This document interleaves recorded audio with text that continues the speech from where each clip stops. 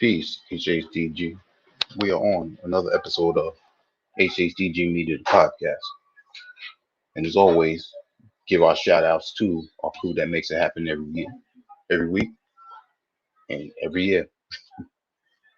Rock Vader KB, Skelly Top, The Mayor, T. Smith, and myself, Wiki.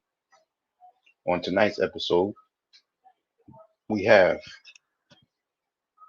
coming out of Camden, New Jersey, Mike Justice. Peace, Yo, what's going on? How y'all doing? doing good. How you doing tonight? I'm doing good, man. Doing good. A little Good to hear, rough good to weather, hear. but it's good. Good day, good night to do this interview. Yeah, that wind's starting to pick up now. Yes, yes, it is. hmm Definitely. Now let's start off with before we get into justice for all. You know, let's Hmm. talk about you. Let's talk about you growing up in Camden. Okay. Well, I mean, for those who don't know, Camden, New Jersey is a small little city across from Philadelphia. Um, we pretty much tied into the Philadelphia area. Everybody always say, it's Camden, Philly, but it's two separate places. Philadelphia is a bigger city. Camden, one point had maybe 89,000 people living in the city, roughly. You can get from one end to the city, to the other in probably half an hour. But it's had its rough patches in the past. Everybody known. At one point it was known for the most violent city in the 90s, I guess, but it's always been a pretty rough town, but recently things are turning around and they're trying to, lift the city up and, give it hope. So um I no longer, I'm saying Camden, New Jersey, but um I live on the outskirts now, but I represent Camden to the fullest. You know, it's just like something when you from this area, everybody know you living in the city. It's a rough patch, you know what I'm saying? But so I'm out. I'm on the outskirts of the city now, but family, everybody, is from the city. So you rep it just like if you was from New York or something and you move, to New Rochelle or something. It's the same thing or hmm whatever. You still rep where you came up Right, at. right, right. Yep, And yep, it's in Camden County, so it's still Camden County anyway. So definitely, definitely. Now, aside from local talent, that there's been some names out there. One of them being, right. sorry, yourself. You had some other notable names coming out of Camden. Yeah, you got what's Shaquille, Big Lou, couple guys that made some, hmm noise. What's his name? How Mills. You got a couple a lot actually, but Yeah. yeah, a lot too many to name, but those are the top, top names. I know a cat Cernino Black at one time was doing his thing just, about 8 years ago. So you got some names, and if I missed a few, hey, don't quote me on that. It's a whole lot of names. Trust me. Definitely, definitely. Yeah. Now, who were some MCs that influenced you coming up? That's what's crazy, man. I got a lot of influences, and I'm gonna say that because you can hear it in my music. With the references, some of the lyrics I say or whatever. I kind of changed them around a little bit. The I mean, EP. I got EPMD. Man, I could. Geez, LL. The of course, Run DMC. That's my first hmm record I ever bought home. Like, well, hip hop record, I should say. Under the Arm. And it went even, and it's funny. Even from there, MC Shan. Believe it or not, the bridge before Criminal Minded, you know. So yeah, lots of influences. Yeah, Cool, cool. yeah. Now, now how was it when the Crown Rulers blew up? That Pooh, my bag. Oh man, I definitely can't forget my man Pooh. Crown Rulers, East Camden, 32nd Street. I'm from 42nd Street, so you know, down the block, really. That era was sick. I have a For a lot of people that don't know, well, you know, my family is into the promotion. So they pretty much promoted Crown Rollers and got them shows at, you know, back in the day. So I actually, you know, got to meet them guys and stuff. I, you know, being a youngster, um, and it was something, man. Like, you know, they would kick the ball, you know, paper chase. That's like Mhm. one of their hits right there. And Tough Crew, which is a Philly group, you know, they would combine and do shows together and stuff like that. And you know, a lot of people don't know about, you know, that the Crown Rulers, you know, it was and it's a different sound. That, you know, definitely a different sound. So Hmm, definitely. yeah. And what was that? That was around 87, right? Let me see. 86, 87, yeah, around that time. Yeah, Hmm, that sounded about right. okay. I was high school. Yeah, 86. Yeah, ninth. Yeah, 10th. Yeah, that sounded about right. Yep. Yep. And with them, a lot of people don't know is which is my cousin Nikki Rap and Scratch. A lot of people don't, you know, from outside the area don't know who they are. They did shows with them. Mhm. Super Lover C, Casanova Rudd. They used to always do shows together. Crown Rollers, Tough Crew, heck, Steady B, Hilltop Hustlers, Three Times Dope. You know, Hmm. like I'm throwing, you know, Wow. the names out there, but you know, she would open a lot of times for them. They had a song called "I Go Rambo," where my man's just screaming, and that like went crazy in Camden. That was around the same time, you know, Kick the Ball was out, so Yep, it was making some noise. Yeah, that's yeah, dope. Now, I also noticed that you went to a vocational technical high school down there. I myself on Staten Island went to a vocational technical right. high school.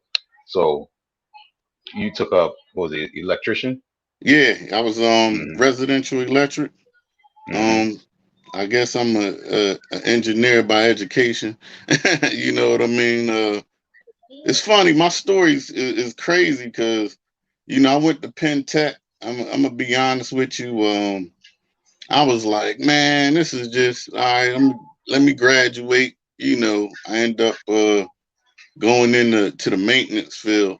You know, Hmm. right out of high school.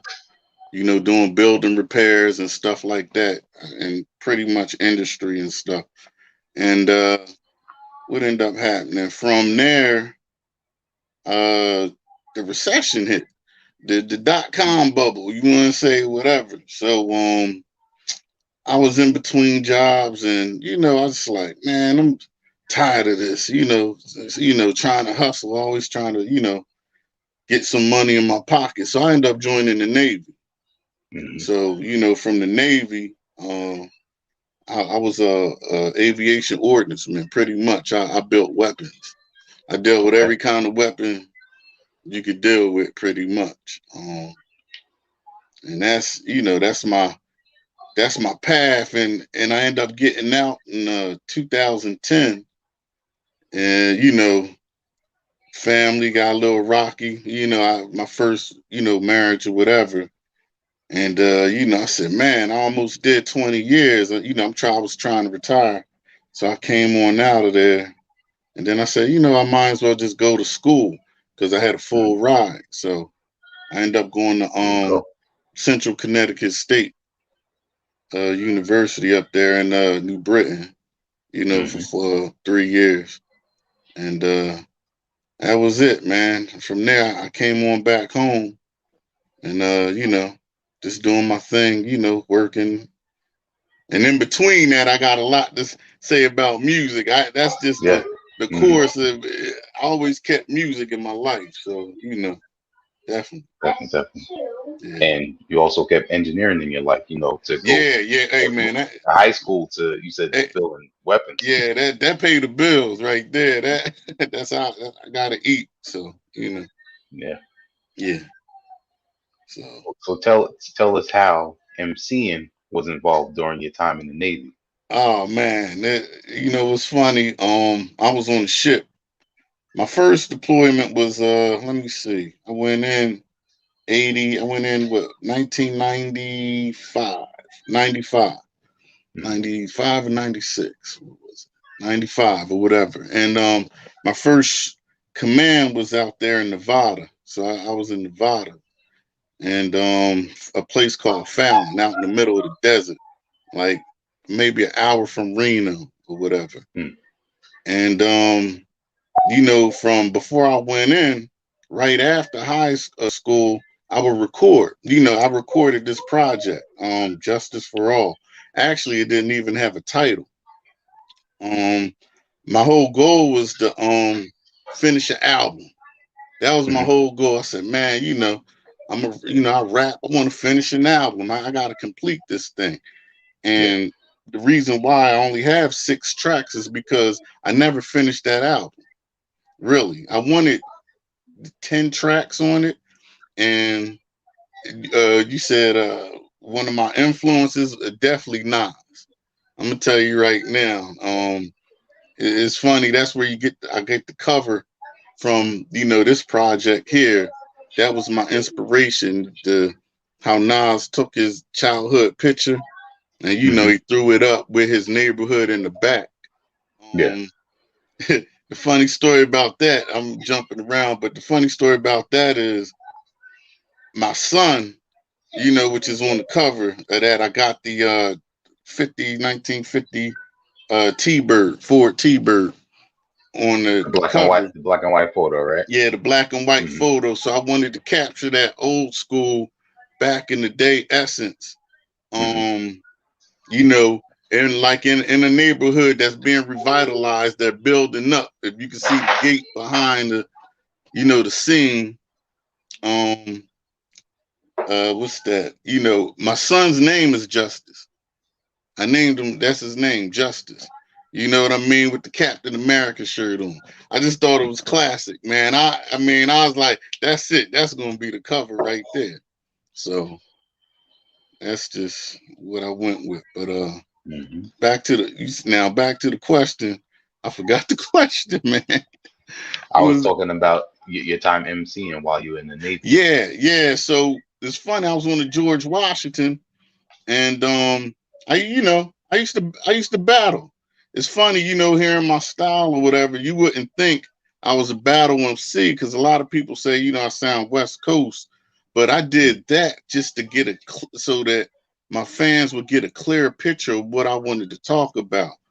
But I'm from across the land where the spitters are, Philly.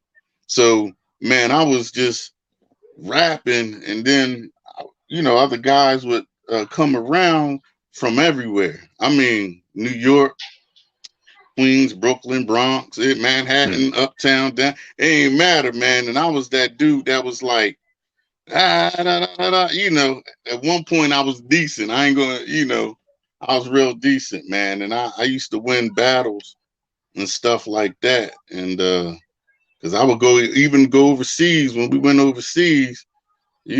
They like, oh, you know how to battle, all right. And I would just get in that circle, that cipher, and I would always be different. I'm not gonna say definitely I wasn't the most lyrical. I'm gonna tell you that straight up. Mm. But I don't want to say I was animated like say a Buster Rhymes, but I was more animated at that time and just using my personality and knew how to play off people and take their words, switch them back. Switch them up. Hmm. That's how I would win my battles or whatever, or stand out as you say. Hmm. So that's what I Definitely. would do. Yeah, and then it's funny. attached to that, I end up battling a cat named, as you know, Greg, getting to that story, cat named Cat Bay or whatever. I was better than him, but at the time, he had a sound. So I got in, we got cool like that. I met him in the Navy, and I Hmm. was like, okay. He stayed, stayed in the back of my mind. We, crossed paths or whatever, changed duty stations and stuff like that, but we kept in touch. So that's how, the rapping with the Navy. Yeah. That's what I did right there. Yeah. So for a young person in Camden to go into the Navy, was that your first time being that far away from home when you went to Nevada? Yeah. Yeah. Yeah. Well, not my first, I mean, other than visiting California, I have Okay. family in California, San Diego or whatever. But yeah, being away for that long period of time and away from family, you really get a sense of like, wow, this is what the world is like, Hmm. and you realize that, you look at things different. You know what I'm saying? When we're in I say double HDG, you know what I mean? Seeing people views from different sides, the West Coast, East Coast, Midwest, down south, it's like I kind of understand because I visited there and I've been there and I Hmm. stayed there for not just a week, like my A school was in Memphis. So, so Okay. I've been down in Memphis for like 3 months and really got to catch the vibe of, Project Pat and you know what I mean? And that being from the East Coast, you looking like, man, these dudes ain't saying nothing at first, until I'm listening to the lyrics, and I'm like, sometimes I think, like even in the group, we misconcept lyrics instead of the feel of the music. You know what I'm saying? When you there and you feel they feeling what they saying, and you know what they talking about, telling the story, you're like, oh, wait a minute, hold up, hold on, let me listen to this again. This is deep, But I think we get hooked up into just the beat and not really going, they're not saying too many lyrics. So we just kind of, a lot of people make judgment off of that. I think at that time, East Coast, was doing that. When I was down there, I mean, Pop was on top. So, I mean, even Too Short was playing. I had guys playing Too Short, and I'm like, man, I remember Too Short getting booed in Philly, you know, until I start really listening to his lyrics as we ironing clothes, getting ready for inspections and stuff like that. I really respected it. I said, "Oh, okay, wait a minute. This is something different right here." Yeah. So, yeah. And with traveling like that, you're picking up on so many different influences that at some point might even influence your style. Yeah. Yes. Yes.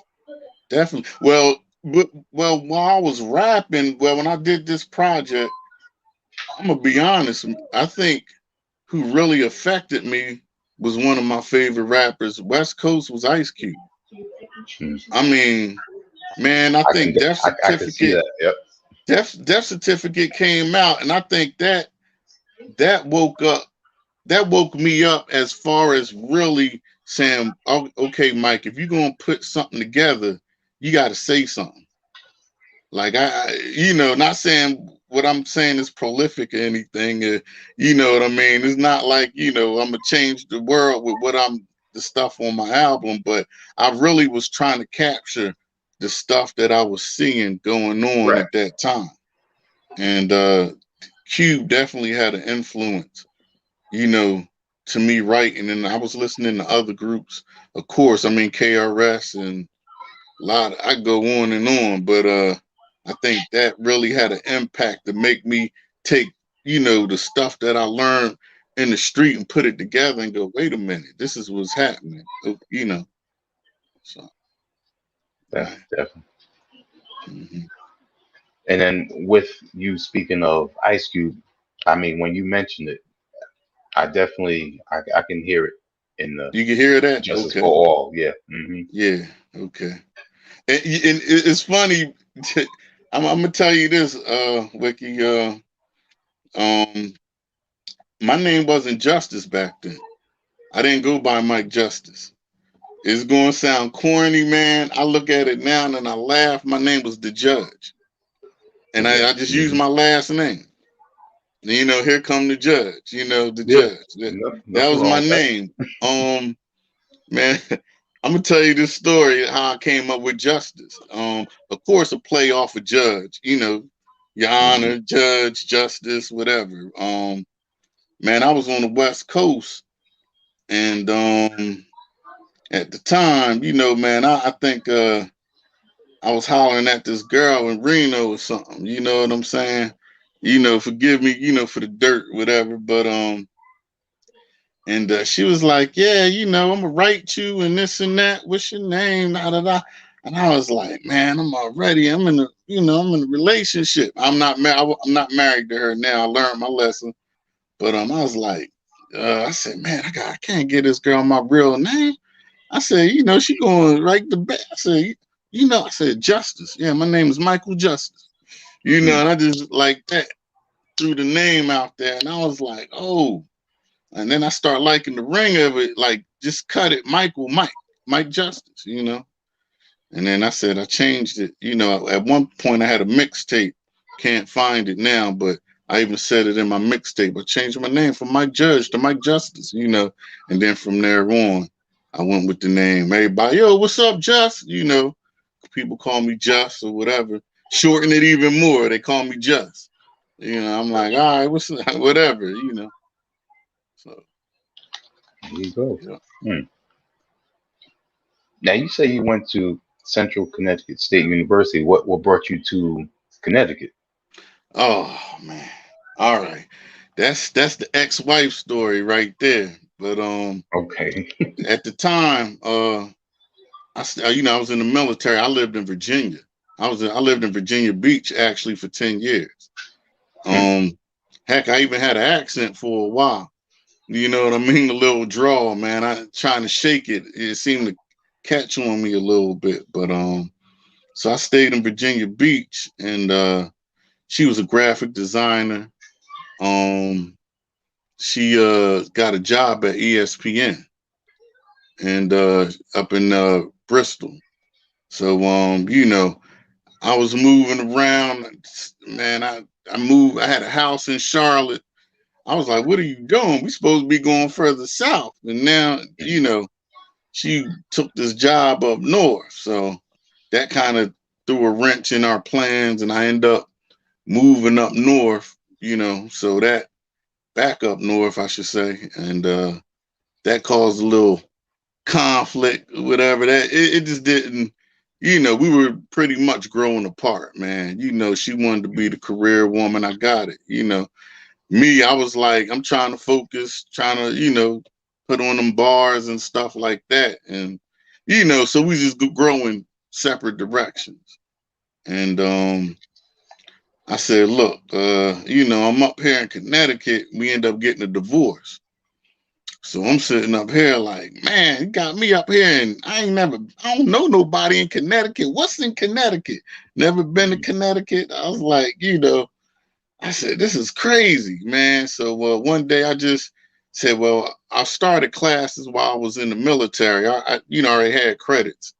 I just Hmm. said, man, let me go around here and take some classes so I could just try to finish my degree. And I ended up going to, he said, man, you know, the recruiter was like, hey, wait a minute. He said, you get a full ride, man. He said, wait, we're going to sign you up right now.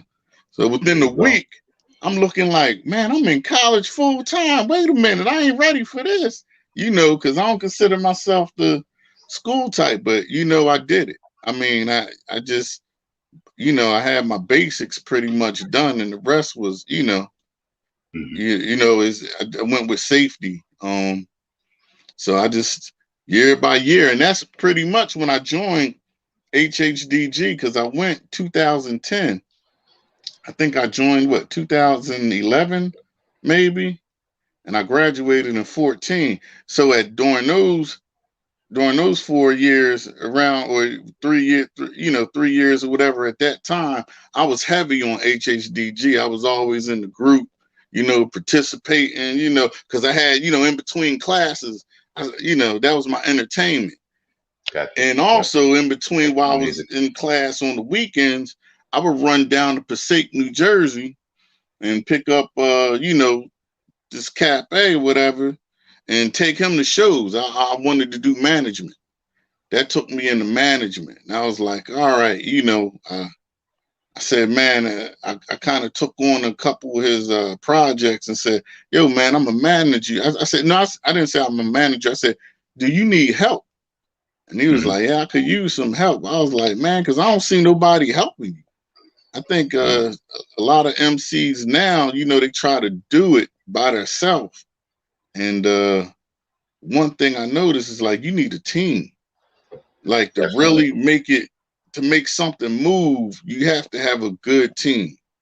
Yeah. And Even if they don't have the experience, at least have that somebody that's gonna push through right, with you. Yeah. right.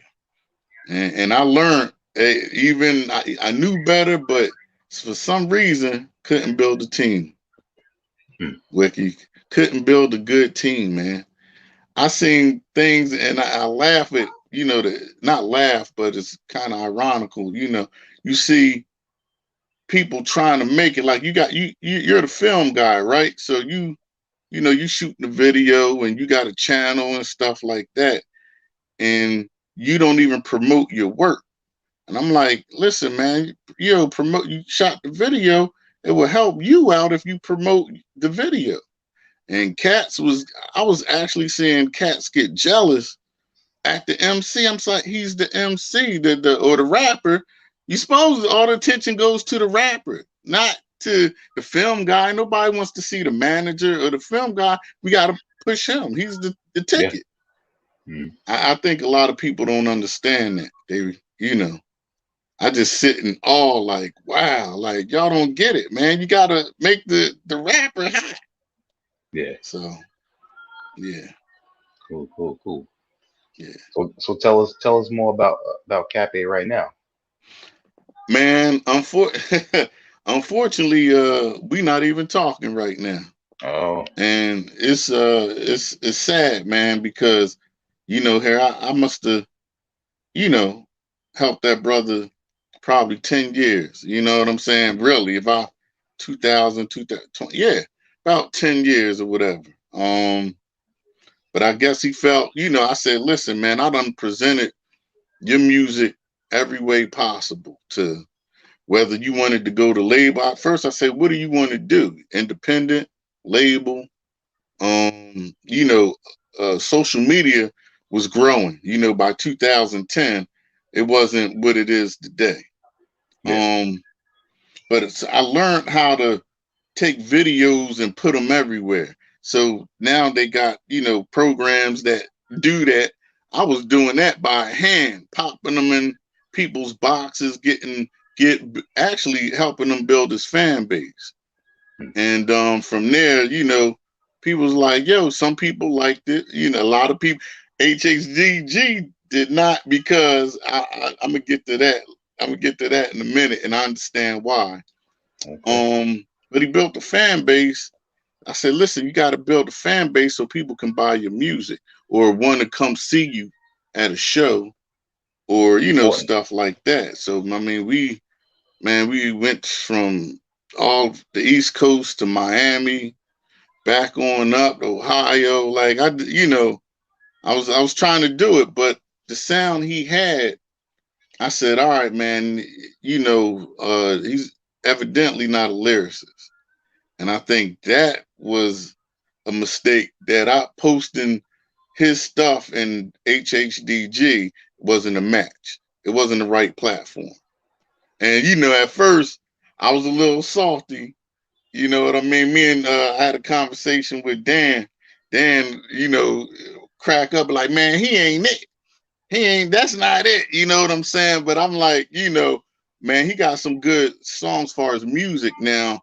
What I'll give it to him, not down in, my fellow brother, but he was good at picking tracks.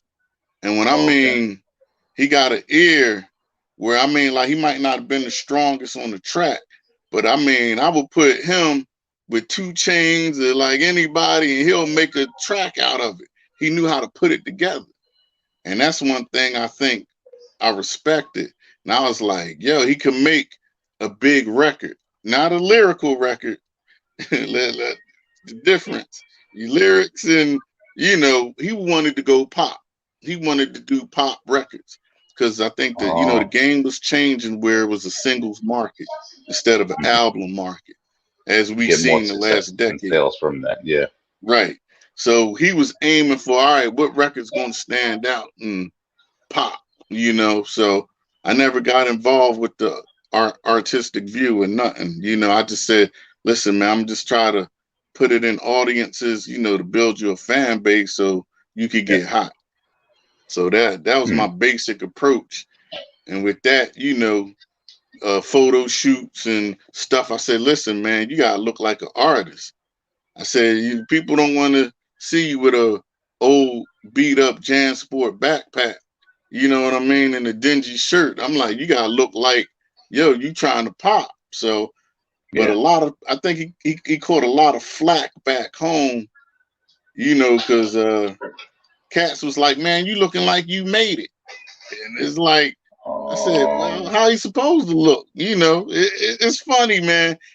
And man, I'm gonna call him. He ain't like me calling him that, but I said, man, really, you the king of Passaic. A lot of people, you gonna ask him, hear a lot of flack about this when I say the king of Passaic, is because he put together a showcase. This is what a lot of people don't know about him. He was like, I'm gonna use the word mayor because he knew how to gather people, and man, he put together a showcase where something like Passaic people came out and they performed and they actually showed up because he asked them to come. And that's what a lot of people don't know about him. Warlock, cat that performed for Hot 97. He won a couple contests on Hot 97. Who else? Rashid Chappelle, my man, even showed up. He came Wow. through. Everybody know Rashid. Yeah. I'm gonna tell you right now, he got to be probably the illest lyricist in Jersey to me. Really. He's definitely dope. I think one Definitely. of the group members is working with him. But he got a song called Airgasm. He used to be with a group called Capo Regime. Man, these dudes was like, woo, I'm gonna find that project. I gotta send you that project, Wiki, man. This stuff, I he got on to some hear next that. level stuff, man. Yeah, man. He, And yeah. salute to him because he's getting his due right now. Right, yep. 10 years later, I'm like, wow, thank good, I'm happy for Yeah, him. Salute. definitely. Yeah, He did. He got the work with Kenny Dope that really helped him. Start to work his way yeah. up. And then from there, got the 38 special joints. He's got the first brick joint. Okay. He's Nice. definitely working his way up there. And his next album is with artist from California, XP the Marksman. Okay. Yeah, Nice. XP the Marksman actually had an album produced by Rock Marciano. Nice. Yeah, Nice. Oh, Rock Marcion. Okay. yeah. Man, So and yeah, he's definitely at that going. time, man, I even wish they would have did something with my man, but they know each other. You know what I'm saying? But I was Okay. just like, I guess they looking at what lane he was taking. You know what I mean? Hmm. Cats are like, nah, I can't do that. So, Hmm. but I know for a fact that they got in that studio, some magic would have came out, and it was just unfortunate, man. I mean, I'm a Camden dude, and I'm up there in Patterson, Passaic, North Jersey. It's a different breed. I'm gonna be right now. Yeah. Everybody knows the divide in Jersey, Central to North Jersey, and then there's South Jersey, Trenton on down.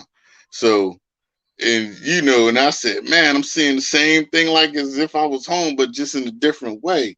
And I can't Right. believe it. I said, they had what was that? The retro classics. It was a group of young kids, man, that did all kind of MCing up there in Passaic, man. They lyrics, cat named Lyrics, Nino Brown, like these cats were the next thing up there, and it's just the energy. Everybody was just like, nah, I gotta be first. I was just like, but y'all not putting in the work. Y'all definitely not putting the money in the studio. So you gotta wait in line, you know? Yeah. So that's Okay. that's just what it is, you know. Now, what about the artist? And correct me if I'm pronouncing his name wrong. Vic Diggy, are you managing him? No, no, man, I was just showing him some love. Okay. I was just showing him some love, and honestly, I did that to a lot of even members in HHDG. Man, I would pump that stuff. I'd be bored one night. I mean, I send it to different hip hop groups. Everybody don't know. I want to be that like Godfather. I don't want nothing. I just want people to be successful. Successful. And Uh, everybody like, Great. Mike, what you think you gonna get out of it, man? I said, I just want them to pop. You know what I mean? I was like, I want them to make it, man. I love music that much. If I, hear something different or I like something, I just want them to be successful. But Vic Diggy, he was on. I have a friend, a friend of ours, of me of Cap's friend also. RMI, it's a female. She's a producer. Uh, at RMI is her IG. But she helps new rappers get Spotify placements. She, hosts like a little talent thing, and people call in and they pick which one was the hottest. And a lot of times she asked me to be a judge on her platform, and Vic was one of them. And I was like, yo, this dude remind me of DMX, like on some, he took me to, but not DMX, just something different, with that voice and, and listening to what he was saying. So I just start, pumping him to you and a few other people, whatever. He's a Rochester. It's funny, he's a Rochester MC. I think of Griselda, out of Buffalo, and I'm that whole area up there, whatever. yeah. Oh, And I'm yeah. just like, yeah, I can hear, y'all could pick this dude up right here, put him Yeah. under your wing. You know what I mean? So I'm gonna get on the horn with him and see what kind of body of work he has, and you know, try to holler at what's his name, uh, you know, Benny the Butcher or somebody like, yo, man, y'all need to throw this dude on the track, man. It'll sound different. So Yeah. Because I mean that whole area right now yeah, is just a hotbed. right, right. And they stayed with, what's his name? Man, I'm going the light skinned brother, the main one who organized the group. What's his name? Not You talking about Conway, not Griselda Conway the or West Side Machine, Gun? huh? You talking about West Side Gun? West Side Gun. Yeah, West Side Gun. Yeah, he need to go. Yeah, go and holler at that Rochester MC right there, man. And so I'm meeting a lot of new talent through her platform, and some of it I'm like, that's not my taste. You know what I'm saying? But I see where they going. Cali MCs, is a Cali MC, man. Forget it. I can't even think of the name right now, but he doing this thing too. A couple guys that stood out in that whole platform. So I just like showing love, man. I know I throw shots sometime or whatever we all do on the feed, man. But I really like showing love to people really doing it.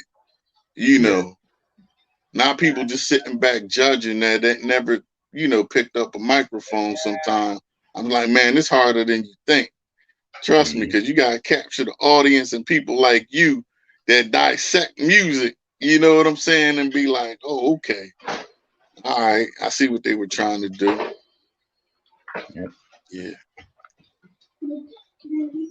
Now with the album, what made you decide now? Let me re-release Justice for All. All right, this is what, man, the pandemic. I'm gonna tell you straight up. The pandemic changed a lot of things. From having more time to myself, because during the pandemic they shaved a day of work. I kept working because I work at a what you call that, frontline company, whatever. They make labels. So every some reason they considered us frontline, making labels for products. So Mhm. we stayed open, but not for 5 days, but for 4. Well, Um, so I'm home that extra Friday, Saturday, and Sunday, trying not to go crazy with the little kids, running around, family. I'm a family man, so I was just like, man, and I'm thinking like, I said, I look at my boy and I'm like, man, I gotta leave a legacy for them. I mhm, said, man, let me, they don't know I can, kids think you old when you're a parent. They don't know music and stuff like mhm, that. I married somebody else, and I have 2 other boys. A 22, a 16-year-old now, and my little guy, the about to be 4-year-old. And I said, man, I gotta leave something. If they'd be like, man, who was I? So I said, man, I'm gonna just release, my project. Now I released it before on SoundCloud. I just put it out there, whatever. But yeah, I seen Spotify, and at first, I didn't want to do Spotify. It's not. I said, it ain't for no views. I said it's a 1993 project, so I'm not trying to become famous off of 1993 music. If that happens, that's gonna be something new right there. That'd be some vintage music. People start throwing old stuff out and they go platinum. Oh man, that's a whole nother market right there. But so I just said, let me put it out. I just said, let me put it out. You know what I mean? I said for the world to hear. Like a lot, I used to give out tapes back in the day. Now we got the internet. So I mean, mhm, I remember going mention back in the day when I had my music going up to New York, Uptown, and Def Jam. I was there, paving the street, beating the streets, passing my tapes out. And, I remember going to Uptown and looking, I was going, and the receptionist my tape. Say, I'm trying to get, heard, signed, can I have a meeting or whatever, me and a buddy of mine. And I looked at all those tapes in the back, Wiki, a whole pile of tapes. And I was like, nah, let me just hold on to my tape. I said, my tape's going to end up in a pile of tapes. just, Who's going to hear just that? in a, mhm, And going back then, like, before the Navy, I didn't have nobody really helping me. It's funny, I had my family, that was in the promotion, and, they done work with everybody from Eric B to everybody, Public Enemy, Beastie Boys, whatever. First one to bring Beastie Boys to Camden, stuff like that. And but Dave was busy, doing mhm, their thing. They even tried to help me out a little bit. I had meetings with Epic and performing, and at that time I remember them saying, "Hey man, you sound like Tupac." And I was mm, like, at that time I didn't know who Tupac was. I was like, who? Tupac. You know what I mean? And then later on, I heard Brenda Got a Baby. You know what I mean? And it's funny. I worked with a guy that sung background for Keep Your Head Up. oh wow, He called himself the Black Angel. You own the credits. It's the Black Angel. His name's Moyer Wilson, and he did background for Glenn Jones, R&B singer. And it's funny. He kind of was like, yo man, you got something back then, but he was a singer. He wasn't management or anything. And so from there, I even left out. I forgot I went to DeVry for like 6 months too, Wiki, but they ain't work out. while I was up in North Jersey, I met a couple brothers from, Brooklyn, Queens. On the picture you'll see two of the guys or whatever. One cat named Wendell from Queens or whatever. He was like, Mike, yo, you be killing it, man. I used to go to house parties, and I'll be coming in there, just like my Busta Rhymes type of rapping all over. But he was the first one that really took me to studios up in New York, to like, yo, man, listen to this guy. He nice.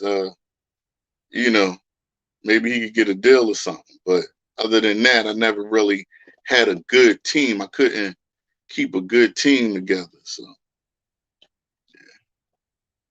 yeah. I think the sound went out. No, it was me. No, Oh, I okay. would say, yeah, I was saying, was this around the time, with the Def Jam trying to Um, sign? what now? Yes, with more. This is what happened. I used to work at a company right out of high school. I tell you, I did building maintenance.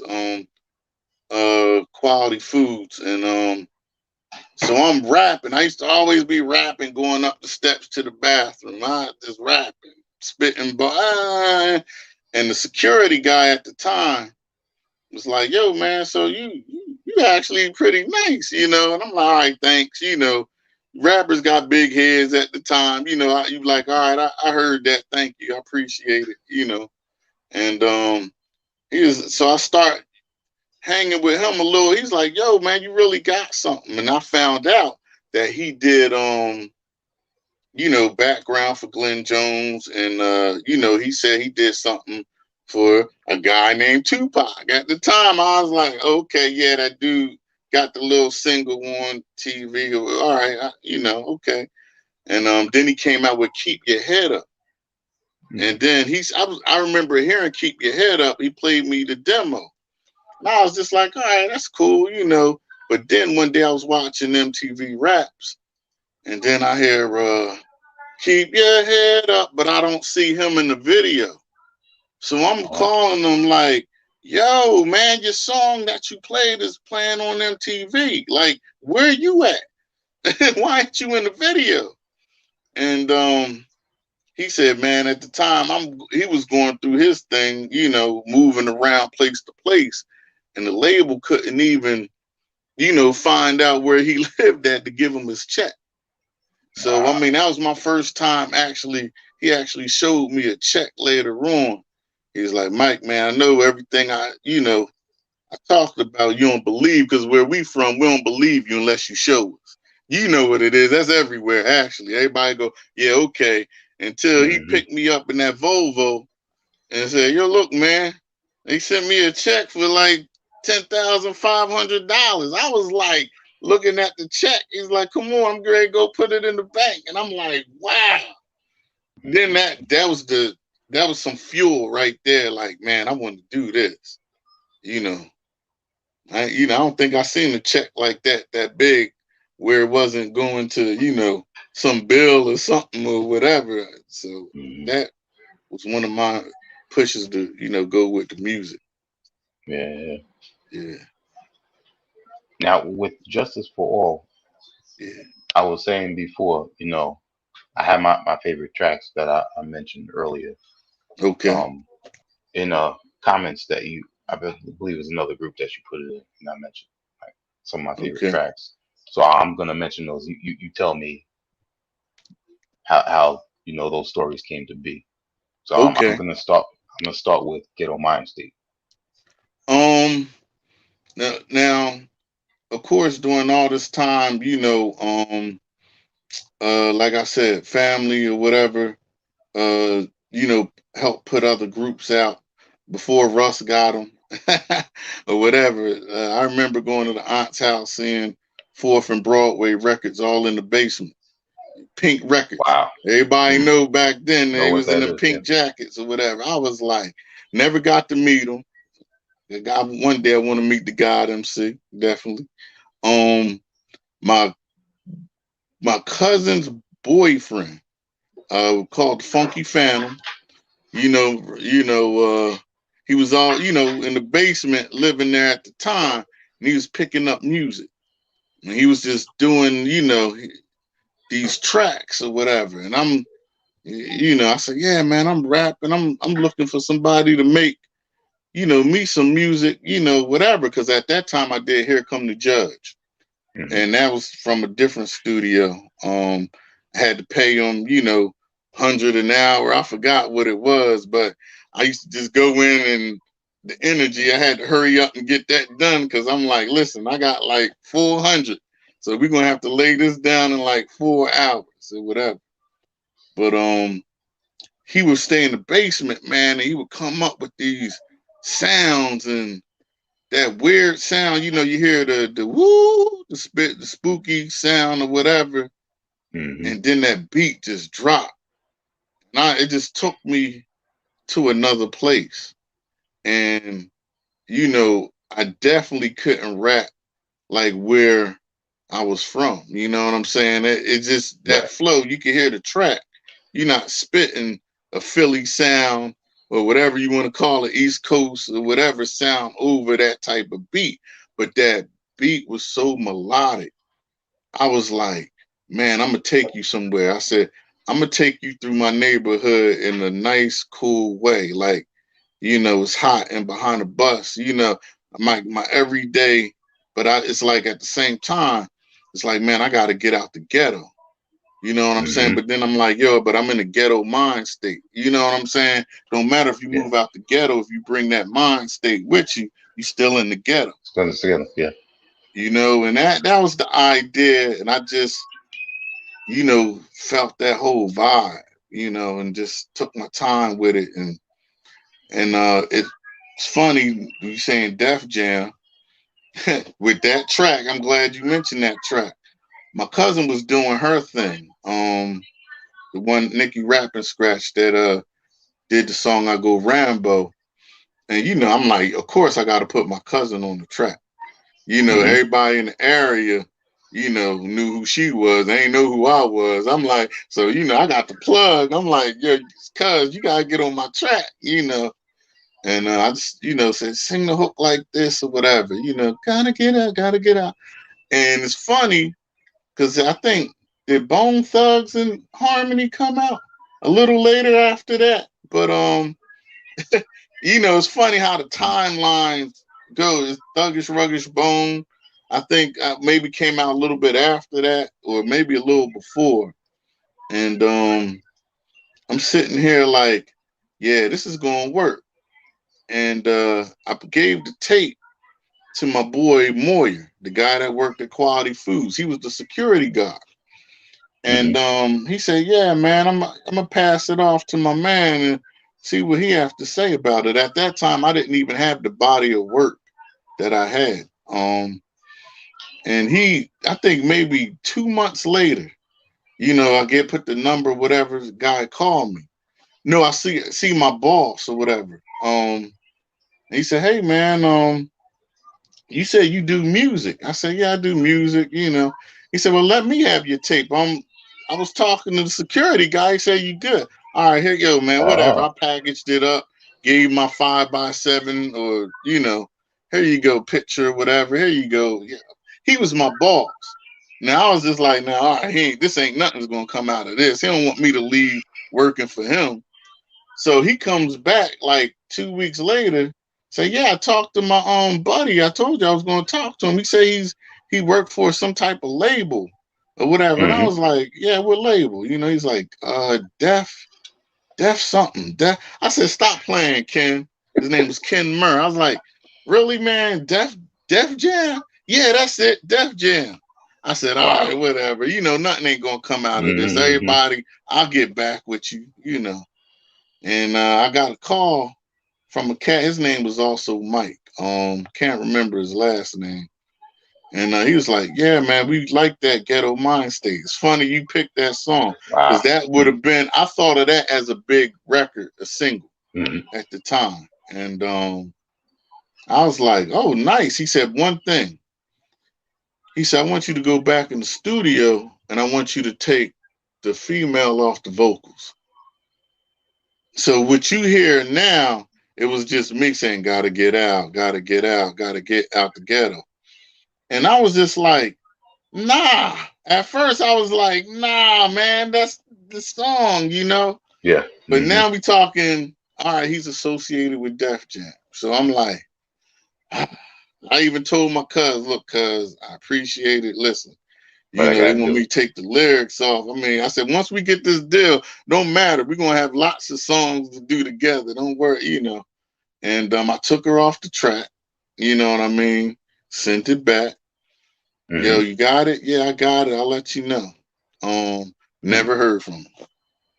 Wow. So that's the stories we don't hear. It didn't. I guess they listened to it with just me, and it wasn't good enough.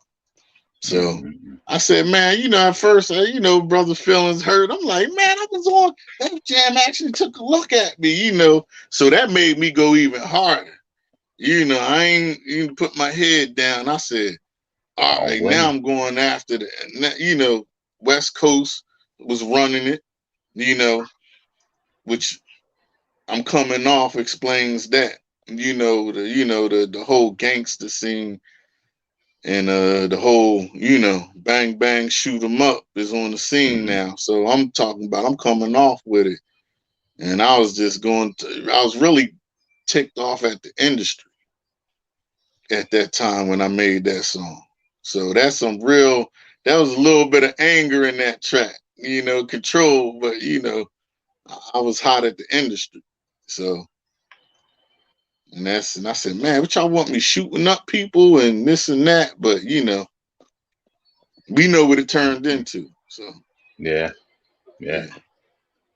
And that would have been great because 92, that was a height of when a lot of West Coast music, like the way your album sounded was coming out. It would have been perfect. Yeah. It definitely a lot of competition. You know, I look back now and I'm like, man, I don't know. I said that was some competition. I look at all the Warren G's and everything that came out at that time.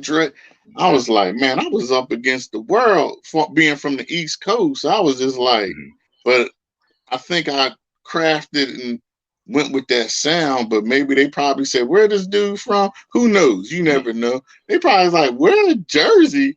No, they ain't gonna work. You never know. So it's possible, possible. So that's how the labels are.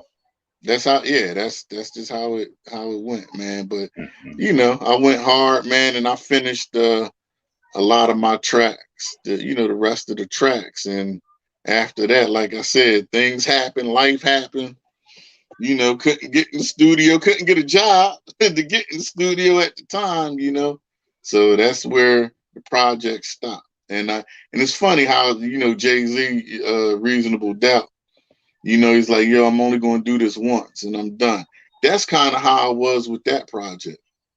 I just say, yo, you know what? I know I said, I'm going to give it 10 hard tracks and I'm done. I'm not, if it work, it work. I said, if it don't, I'm done. You know? That's it, yeah. Yeah. Okay. So, yeah. Okay. Yeah. Definitely gave it my best, man. That's it. So that was part of the transition to the more of the management and everything. Yeah. And as well as I guess later on fatherhood. Yeah, fatherhood. Yeah. And I think management is funny. When I was in Virginia, I think that was my first indication. Like, yo, you seen your cousin do it. You know what I'm saying? My cousin, 88 Nate. You know what I'm saying? I said I could do this. You know what I'm saying? I'm organized. You know, disciplined. You know what I'm saying? I could do this. And you know, there's a couple MCs and you know, a cat named How He Met. This dude was he was a lyrical man. This guy could spit fire. But I didn't have a good producer down there at the time. So like trying to connect all these dots, Wiki is like hard. It's like, man, I know a producer in Jersey, but you know, I know a fire MC in Virginia. but I got a killer studio up in Connecticut, so I was like trying to connect the dots and put like from putting Cap in good situations to making a project, trying to create little projects, mix CDs. That's another thing. When I was in the Navy, I hustled. I'm a hustler by nature. Let's just get that out there. I was hustling mix CDs. I made mix CDs all the time, and yeah, I guess that helped me with a little popularity or whatever. I made some hard mix CDs, not DJing, but just putting categorizing them together. 50 Cent. I think. Thanks, 50. He probably tried to knock me out now. 50 made me some money. I ain't even gonna lie. That's when bootlegging was in. I don't agree with it. Artists should get paid, you know what I mean? But man, 50 before that album dropped out, man, it was woof. People was coming to me. I must have sold 500 CDs. I'm gonna tell you straight up. I was doing it. I was really doing it. And even when his album came out, I went and got the original. I'm a collector, so I was like, nah, I got still had the original, the credits, put this away or whatever. I must have bought 50's CD probably 5 times, keeping one in the car. I got one in the lockbox. You know what I'm saying? I got one at the house. That album, even though it was, violent, man, but I think for me, seeing the demand, they hyped it up so much. I'm like, man, what's this guy?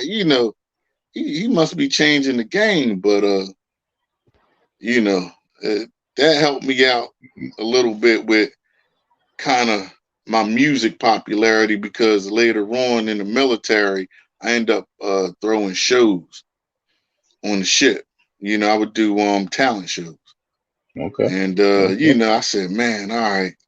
I always had a strategy like, man, I got to get the most, respected, officers and, and uniform men on the ship to judge my contest.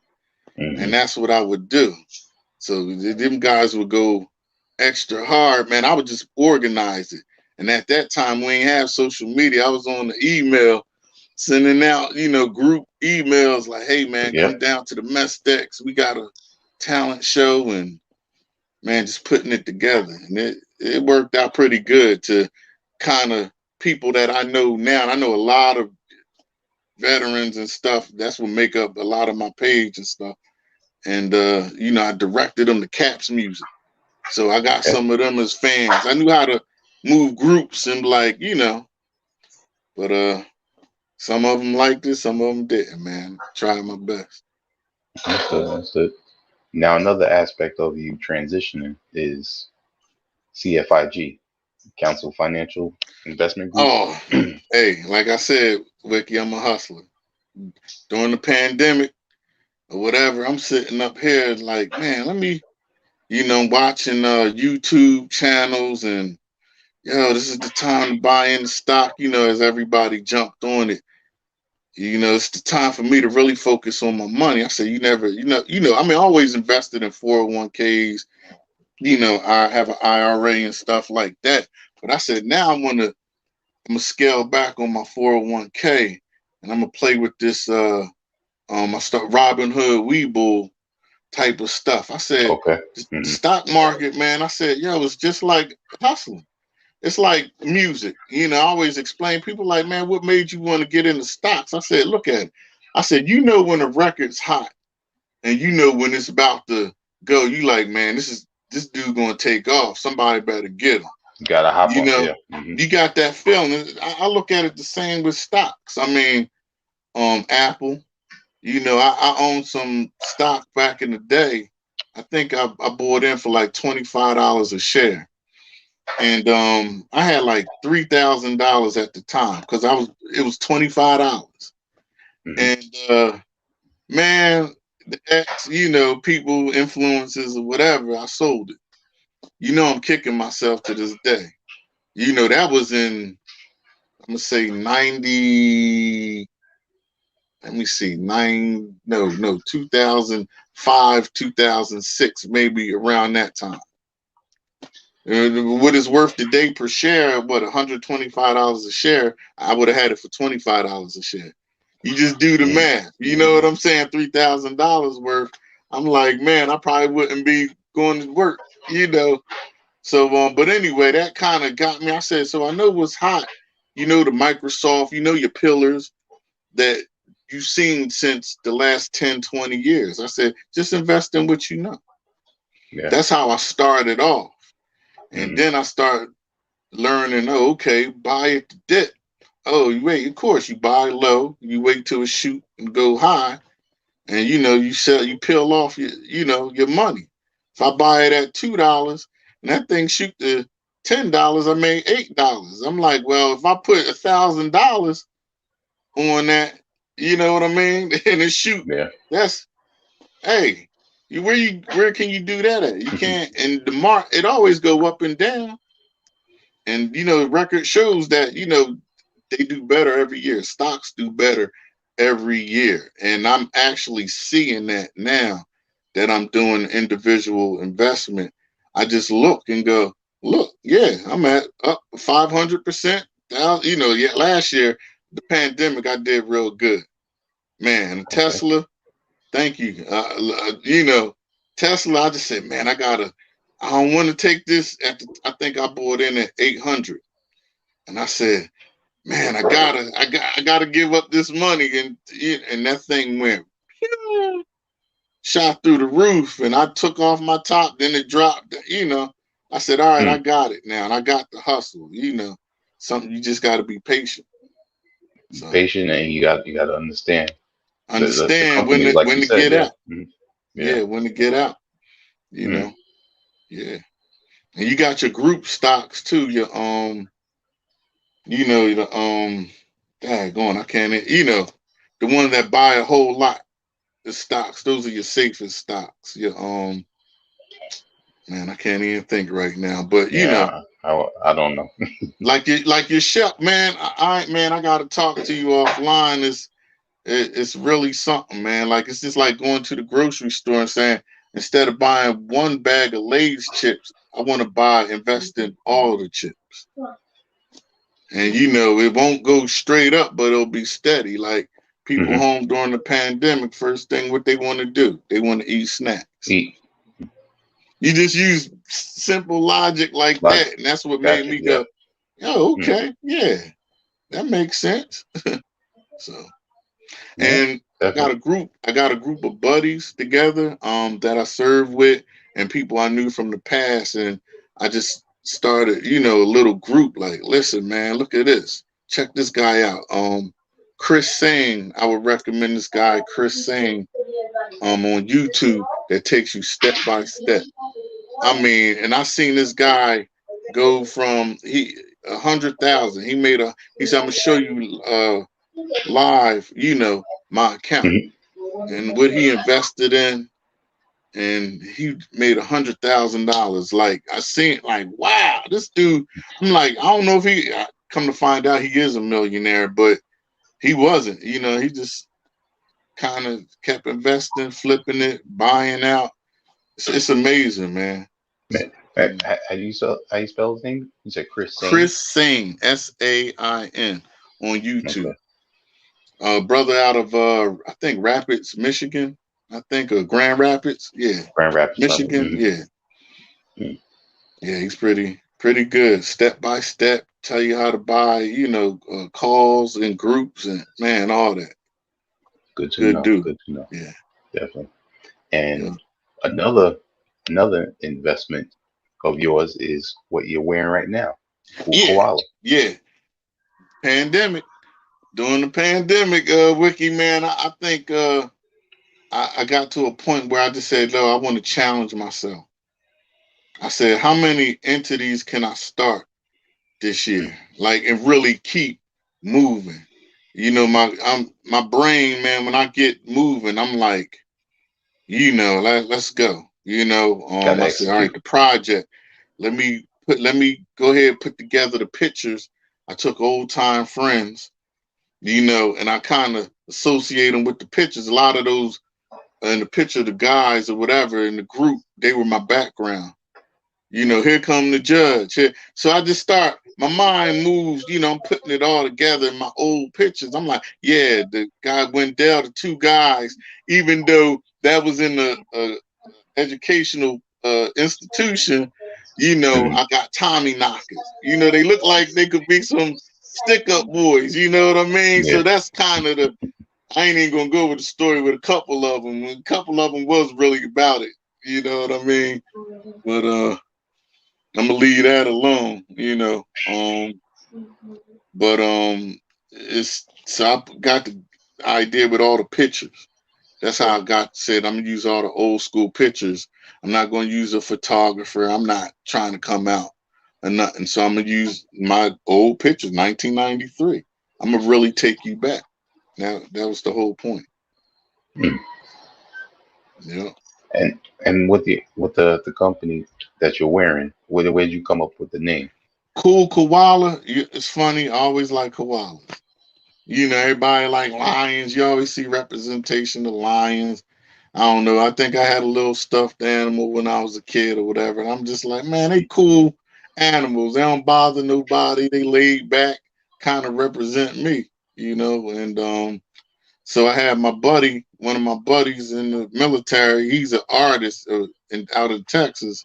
He just started drawing. I said, yo, can you draw me a koala, man? I said, I want something that really will appeal to kids too. You know what I mean? And just, I said, because I'm going to be honest with you, adults, you know how it is trying to sell different stuff to, your people. You know what I'm saying? And your family Yeah, and stuff.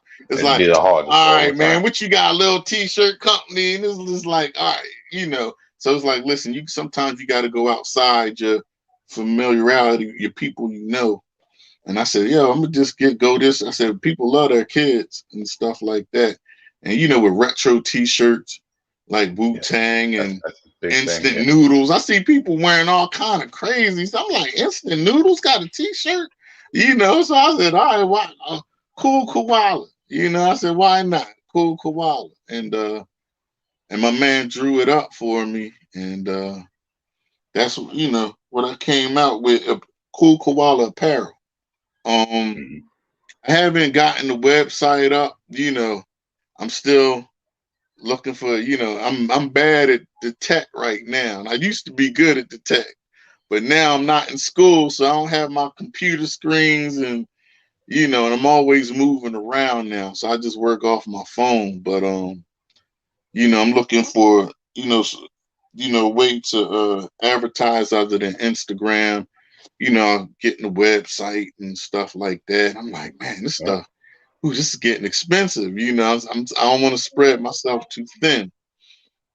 So I'm like, let me just slow down a little bit, and but it's doing pretty decent. I do what you call it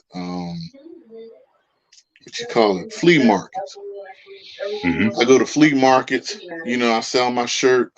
Family, have supported me, friends, different people that just want a different vibe in the shirt, something different. And yeah, I did pretty good, pretty decent. yeah. Yeah. Definitely, once you get the website up, that'll boost it a lot more. Yeah. Woo. It's something. I tell you, the web world, man, the sites and getting that engine there, getting it out to everybody is something. Yeah, Yeah. yeah. Yeah, it's something. And last Working on but it. not least, yeah, But you could go at Cool Koala 72. And man, if you see it, I'm old school. They be messaging me, man, where can I get this shirt? I'm like, yo, what's your mailing address? I'm like, yo, cash at me $40. Or Vimo me. What's the other one? PayPal. I'll be like, hey, PayPal. boom, it's in the mail. Yo, I got it. I'm like, man, I got you. I'm not going to stiff you. So that's it. Yeah, I just put the link in the comments for that. Hmm. Right. Let people see that real quick. It should Yeah. pop up right there. Yeah. Appreciate it. Yeah. hmm Yeah, And so last, that's it, man. And I got my little boy, he like the model. He wear it at school. trying to get a contract with his class right now. And they like, oh, he wears different colors. I'm like, yeah, y'all want them. I got kids. That's how I There you do go. it. And right now, I don't need the website because I'm still Hmm. hitting different pockets of people right now, and I'm doing decent. Not thriving, but I'm doing pretty decent. Yeah. You should, you know what? The next few that you press up, maybe put the IG site on the back of the shirt. Yeah. Right. Right. For promotion. Yep. Hmm. Yeah. Yeah. That's a good idea. Thanks. Definitely. Definitely, definitely. Yeah, man. So Mike Justice, everybody. Wiki, man, I'm just trying to. I got a story to tell you real quick. How much time I got? Go ahead. Man, it's funny. I'm gonna tell you something. Like when I first joined, like HHDG, right, man, I had in my mind, man. I want to salute you because me recognizing talent. It ain't just music talent, man. I'm like, we got a lot of creative people in HHDG, man. And one of the talents that I recognized, I think, first was your talent of recognizing talent. And I was like, man, I think I posted something. I was like, yo, man, shout out to Ian Charles, man. This dude hooked me up with everything going on. Like, I didn't know it was this much music out there like that. I'm Out like, there. he stay on top of it. I said, like, if I was to have a little label, I said, man, this brother, I definitely hire you as an A&R. Like, I'm like, man, what's the talent out there? Go, hey, talk to Wiki. Like, he know everything on the street. So I appreciate that. Yeah, that's, man, I gotta get, I give props where props is due, man. And I see what's his name, Fever and Simone doing their definitely. show.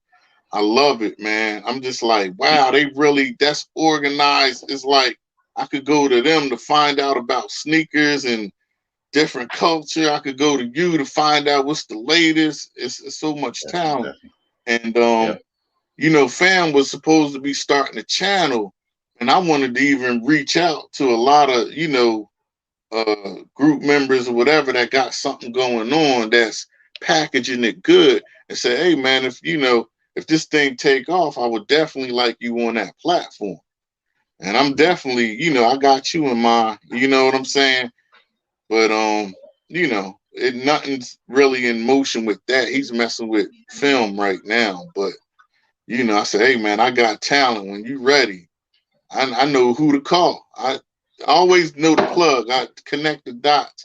I know who can do what and who's good at what, man. And I'm like, that's the person right there. Let's build a team. Maybe that comes from the military, man. I know how to build teams. And I'm like, yeah. Indeed. So, You and I know, see, what you and Dan and Ed doing with this. I haven't had a chance to really tune in like I want to.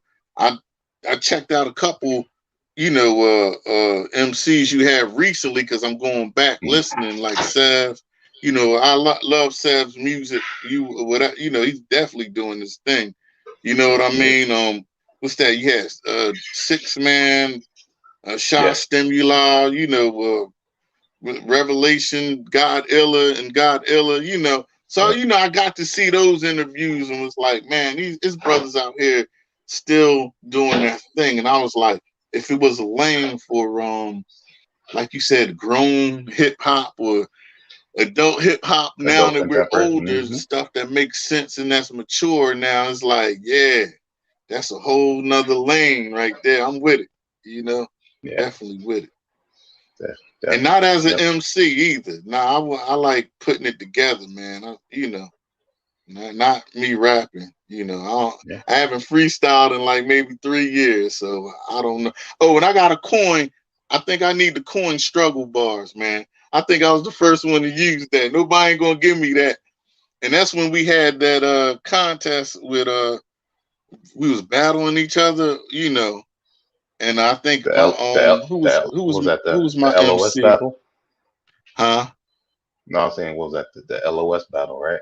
The LOS battle. And I think I had what's his name? What's his name? Oh man, Yada Bay. I think he go by Yada Bay now. Yada Oh, Bay. okay, I yeah. forget it. Hydro. Was it Hydro? His name MC name. Anyway, whatever, man. So I said, yo, I'm gonna get in there, I'm gonna do my thing. And one thing I tell you, Wiki, I wasn't used to rapping with no music into a phone. To me, that was Completely new, a different. whole new concept. And I'm like, man, I can't even think because I'm thinking of not dropping the phone. I said I couldn't come up with no good bars or nothing. And then I just said struggle bars, and I think after that I started seeing everybody struggle bars. I was like, man, I should have coined that, because I was struggling. That dude ate me up. Man, he tore me up. I said, man, people knew me. They like, man, you lost bad. I said, but hey, man, I'm a good, I'm not a sore loser, man. I take it on the Absolutely, yeah. chin.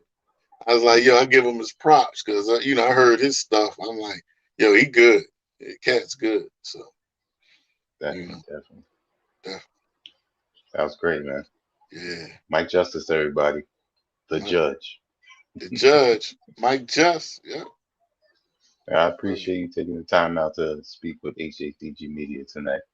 Yeah, thanks, man. Thanks for having me, Definitely. man. I just wanted to, um, you know, talk about the project, clear some things up, man, and let everybody know, man. I got love for y'all. So sometimes I come in the group, man, and, I gotta, be, here go a little guilt.